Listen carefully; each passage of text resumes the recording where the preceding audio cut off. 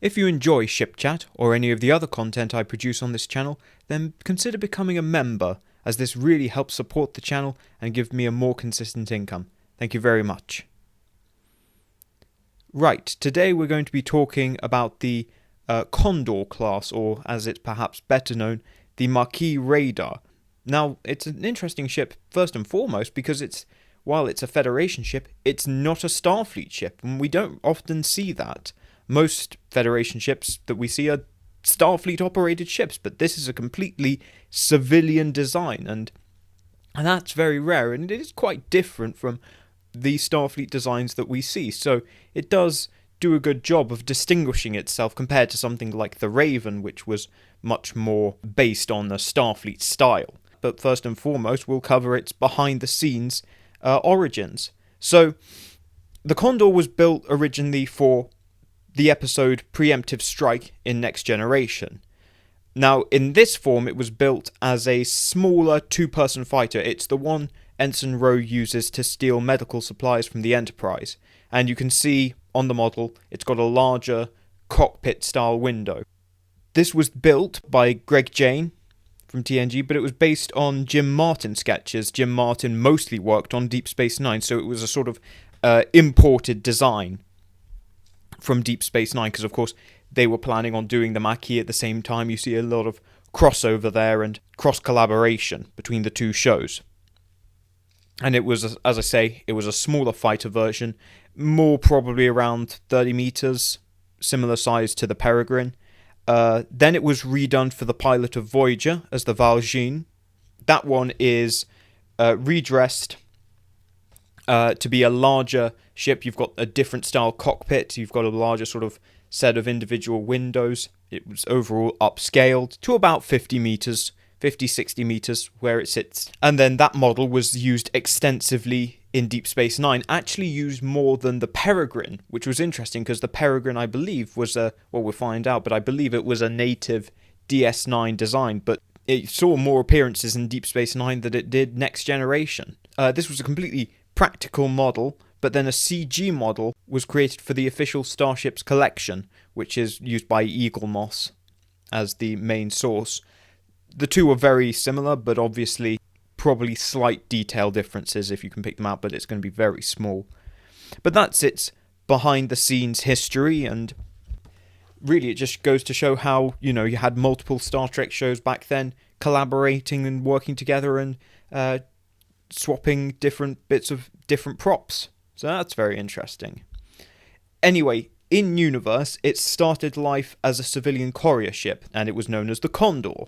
You could really distinguish it from the later Raider configuration in that the Condor originally didn't have wings. The wings were optional for atmospheric flight, but rarely used, and a lack of torpedo launchers, which are very prominent on the Maquis Raider. And this entered service around about the 2320s, the real start of the golden age, and it was an accessible, affordable ship for new colonists going to the Federation frontiers. It gave them the ability to move about freely and operate logistics and infrastructure. So it was a very important ship in the expansion of the Federation, independent really of Starfleet.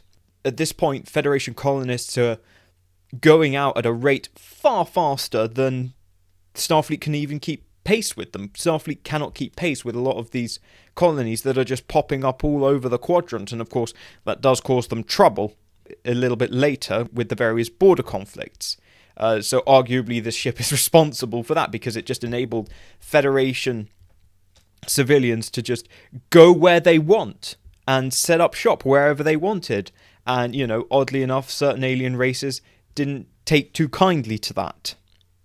But it's a very simple, modular space frame and was easily modifiable. It had a good range, a good sized cargo capacity. There's enough ergonomic features inside.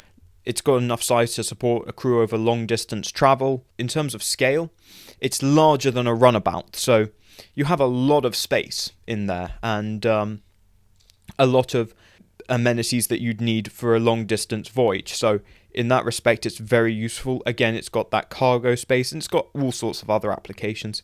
By the end of the Golden Era, this is ubiquitous. This is everywhere in Federation space, and especially on the border territories.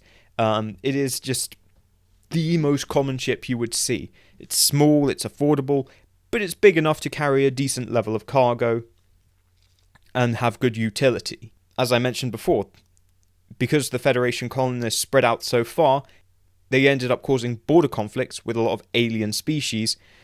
Then you have the Galen border conflict and the Cardassian border wars, and then you have the subsequent treaty from that, the armistice, and the creation of the demilitarized zone, and of course that results in the Maquis crisis, where this ship gains a new level of prominence, because in the Maquis conflict, this becomes the primary weapon of the Maquis.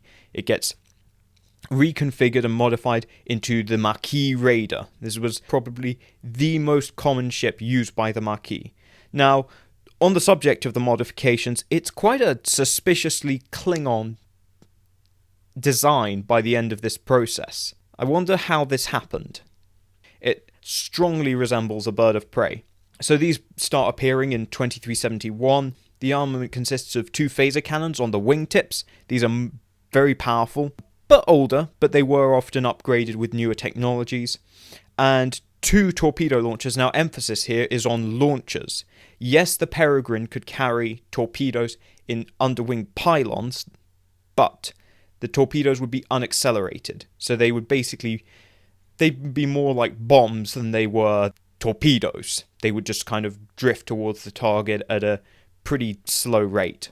Whereas the Condor has launchers, full-length tubes to fire torpedoes at the enemy. And that is very handy. It massively increased the range of the Raider. It gave it the ability to engage at long range, so it has 2 fore and 2 aft.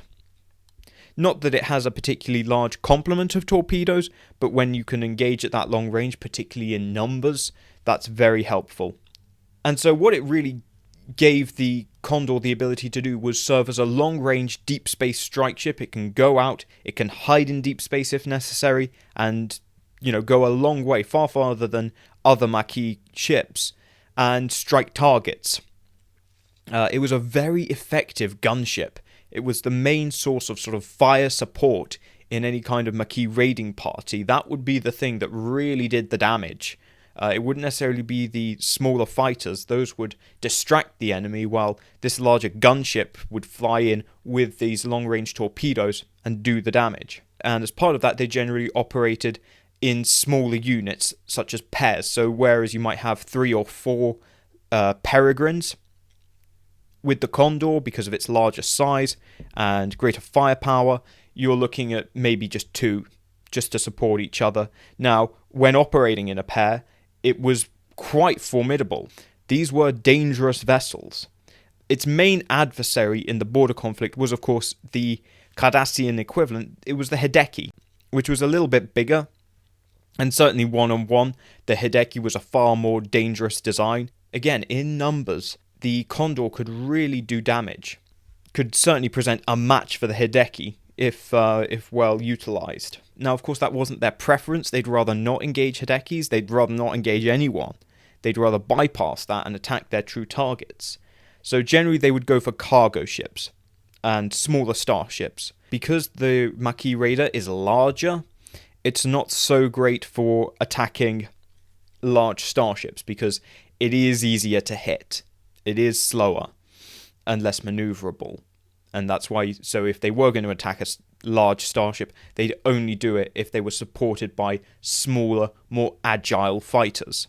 But that not being so, they would prefer to go after either smaller starships, which they could maybe wolf pack, smaller destroyer-sized stuff, and cargo ships was the other big thing. Again, because they've got this ability to carry out long-range pursuit, they also have a large cargo bay, so if they want to pinch something from the cargo ship, they can, and they can take it with them. You can't do that with a Peregrine. There isn't the space.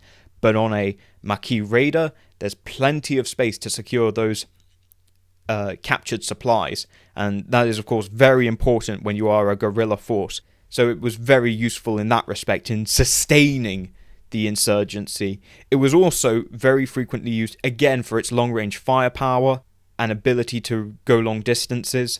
it was used in a lot of strikes on civilian targets, on civilian worlds. If they wanted to clear out Cardassian colonists, this is the ship they would use. And of course, that gave it a very infamous reputation, because this was the ship they would use, and also because of its ordnance carrying capacity, this is the ship that the Maquis would use to deliver their biogenic weapons and perform other atrocities during the conflict.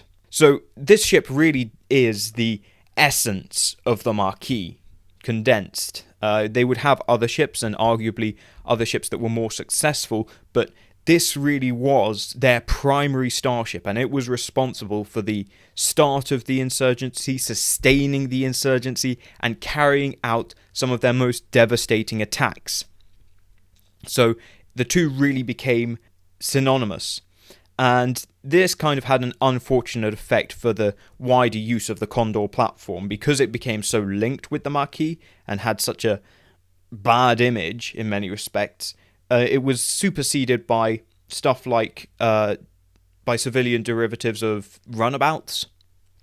Those became very common later on, and other stuff like the Kaplan. These became far more popular than the Condor.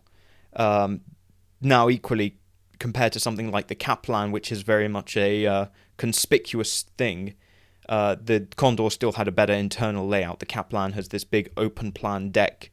It's more of a sport ship than it is an actual utility vessel. But there are still a few knocking around here and there, and you might bump into them.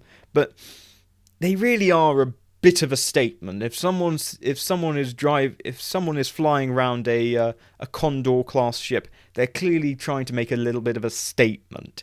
It's a little bit like wearing a Che Guevara shirt after you're 30. So it is quite an infamous ship, but it would make quite a good setting for, little adventure show. Just a little thought there.